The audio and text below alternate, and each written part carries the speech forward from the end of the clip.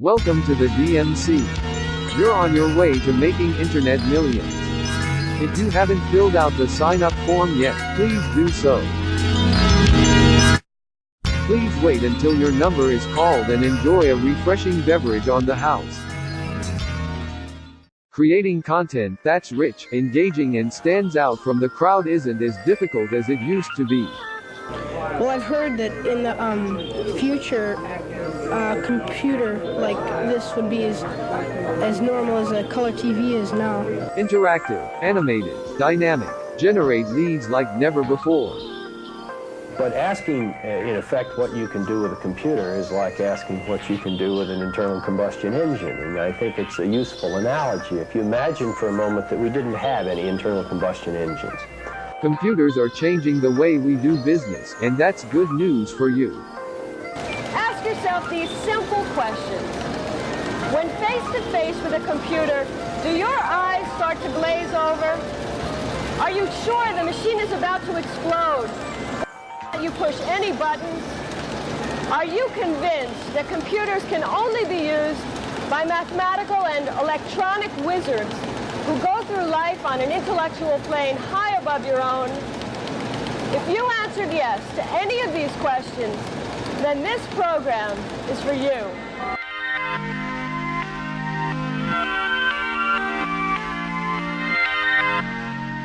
The portable document format was created in the early 1990s by Adobe Systems, and remained proprietary format until it was released as an open standard in 2008. Why are we still using it, you ask? Computer industry. 20 years ago, a computer that cost $1 million and filled an entire room had less capability than an 11-pound desktop computer today. With costs going down and capabilities going up, the computer has entered our lives quickly and unobtrusively. We're all familiar by now with computers in the business world. We see them every day at the bank, in the supermarket, in travel agencies and airports. We're probably less aware of the computerized circuits in our homes. Chances are there are computers in your home that you don't even know about. Computers that allow you to program your microwave oven, TV, radio, or video cassette recorder. With these machines already in place, can the true home computer be far behind? The fact is, it's already here. The technology is now available, the prices are affordable, and more Madisonians are buying computers for their homes and using them as part of their daily routine. We decided to talk to some of these computer users, who, by the way, are not all mathematical geniuses. We asked them why they have computers in their homes and what in the world they do with them. We found an amazing group of people. I'm using a program which I developed part of, which keeps track of all my expenses, which I enter every time I pay my bills, and I'm sorted in terms of the categories so that I can go back and find out where I spent the money, why I spent the money, who did I spend the money with, where the income came from, and so on.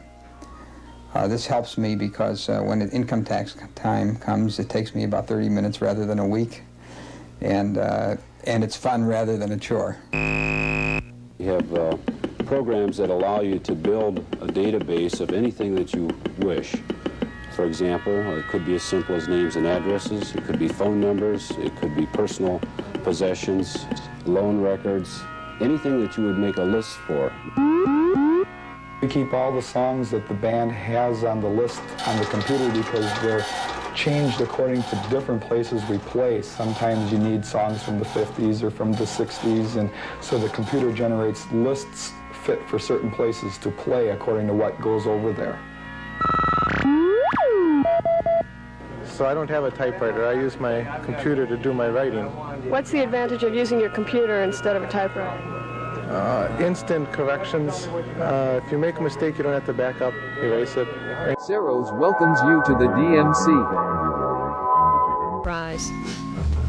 This is an aircraft flight logbook that Martha is adding up. She's taking the total flying time and all its derivatives, how much daytime, how much nighttime, how much on instruments, and so on, and adding all the hours flown during the recent month that are on the page and coming up with new totals. The FAA requires that such a logbook be kept, And with the aid of the computer, Martha, since she's been 6 years old, has been able to keep it accurately for the FAA. Has the computer made your life easier? Easier? Probably not easier. I've noticed all through my life, I invent things. And I invent things to make things easier. And I work very much harder doing it. It's hard to sort that out. No, it hasn't made it easier. It's made it more fun. Would you ever go back to keeping records in the more conventional way? Never.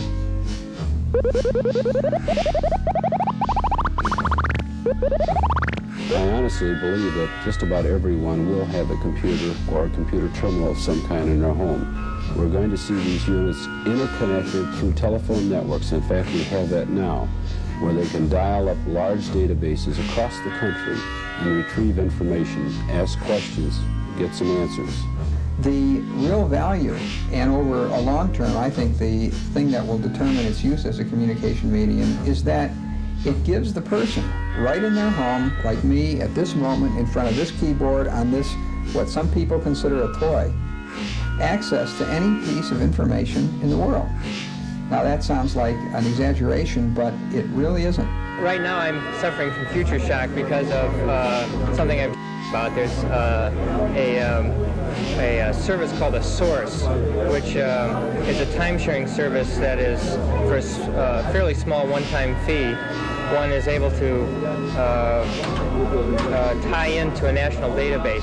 Well, anyone who's willing to pay for it can get access to any database that exists. There's a Lockheed dialogue system, for example, that has 125, 150 databases. They would have congressional testimony, they would have Census Bureau statistics, they would have access to all scientific literature, that sort of thing.